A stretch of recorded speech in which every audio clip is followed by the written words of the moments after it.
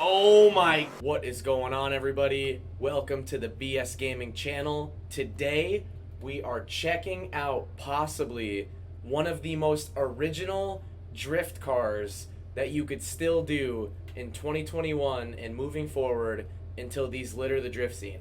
And when I say unique drift car or uncommon drift car, what I mean is this car does not pop up like a 240 or an E36, SC300. This is what I mean by saying an original drift car.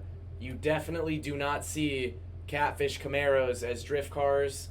Yeah, as you can see, this one's got, I don't know, the Emotions up front, KF's in the rear. We got it this purple color. So let's go ahead and give this thing a rip and see if this thing is even a worthy drift car. So far, the thing is really good. Surprisingly.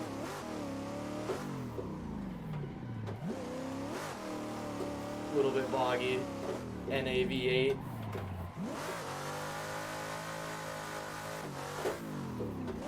Yeah, I'm very surprised that this thing... I mean, no, you know what? I take it back. I'm not even surprised. Thing is just a natural-born shredder. It's literally an NAV8 stock, manual transmission. Thing was bound to be good from the get-go.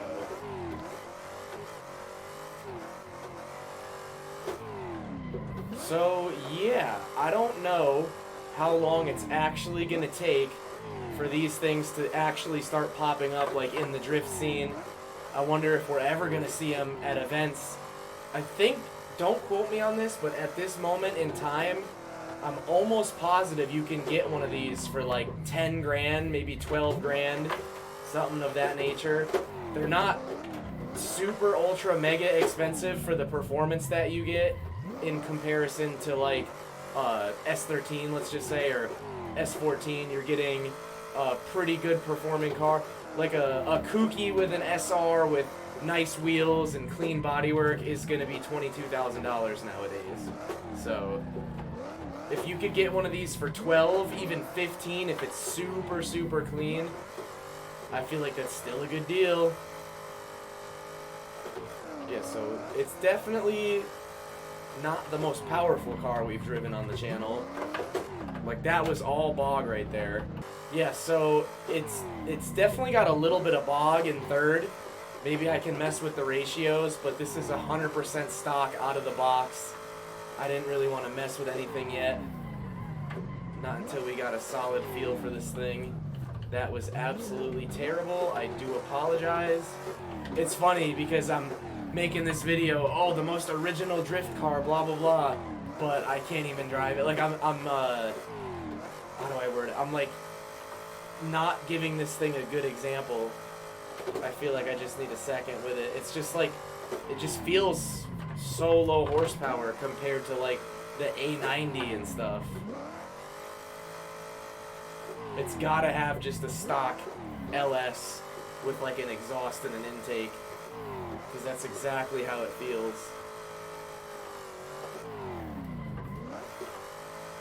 That was halfway decent.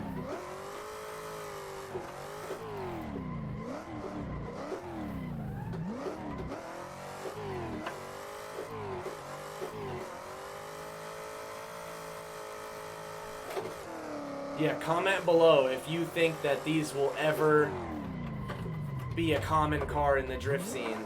Like, I remember back in the day, E36s absolutely littered the drift scene. Now it's 350Zs. I'm not even trying to hate either. I'm just saying what I see with my own eyes. We go to Lebanon Valley Drift, and, like, I feel like for every S13 or S chassis in general, there's like 5 Zs there.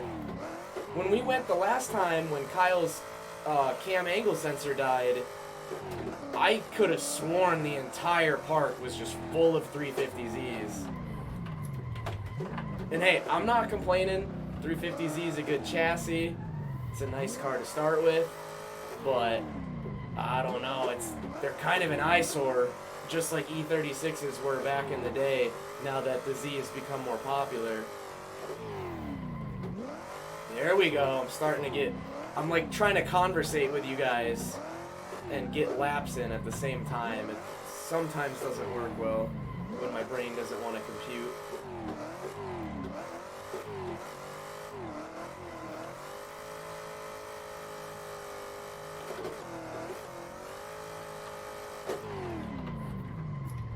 There we go. Finally, a nice roller coaster of love section into boofing that. It's okay.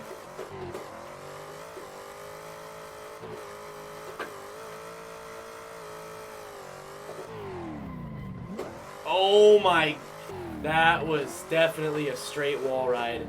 I saw chunks of metal fly off the car. Like, you can't even deny that that was a wall ride. Straight up. Undeniable fact.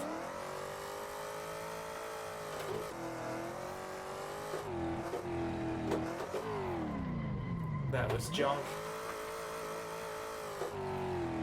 I'm gonna go ahead, I'm gonna change the color of this car and maybe mess with the settings a little bit, see if we could dial this thing in. Alright, so as you can see, we got the red. It's on 225s. I feel like that's as good as it's gonna get. Alright, so we put the red one on. As you can see here, it's kind of like a reddish pink kind of color. I just went through the settings. There's not really much to play with. It's already on kind of a small tire.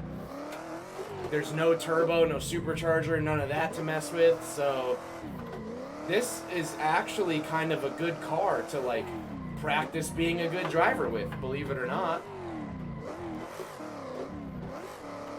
This is all third. It's just bogging so bad.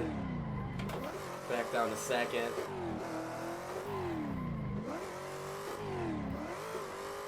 Thing kind of rips, dude. I don't know what else to say. Catfish Camaro. I don't even know. Is this technically the Catfish? I know it's an F body, right? I don't even know if this is considered a Catfish Camaro or not. I think it is. Yeah, this front end is definitely Catfish Camaro. That is for sure Catfish. I'm uncultured in the F-body scene. I've never had one. They're not very common. I don't even see them, or this generation at least. That was extremely bad. I'm sorry, guys. This generation specifically, I don't really see a lot. Like, in general, even just driving around on the street. I see a lot of the one with, like, the inverted headlights. Like, the really, really ugly one. So, I think this is the cool version of it. I'm not quite sure. I mean, it'll be cool to see these more at events as 240s become more and more rare, I guess you could say. And Z's become a little bit harder to find, for cheap at least. I feel like these might start popping up. This is not a bad car. Especially, I don't know if a company makes an angle kit for this thing or not yet, but right when some like direct bolt-on goodies start getting mass-produced for these, you know it's game over. Until these start getting scooped up, and you can't even get one of these for under 20 grand anymore. It's funny how that plays out.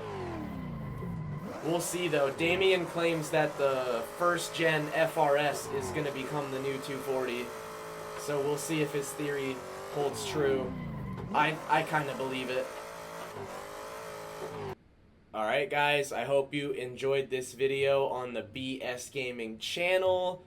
Kind of a little hypothetical video, or whatever you want to call it, speculation on what is the most original drift car. It's purely opinion based, because I bet some of the guys like in the drag scene, they probably see this chassis so much that they're like, that thing is so common, why are you even talking about it? But coming from a drift standpoint, I really don't see these at the track.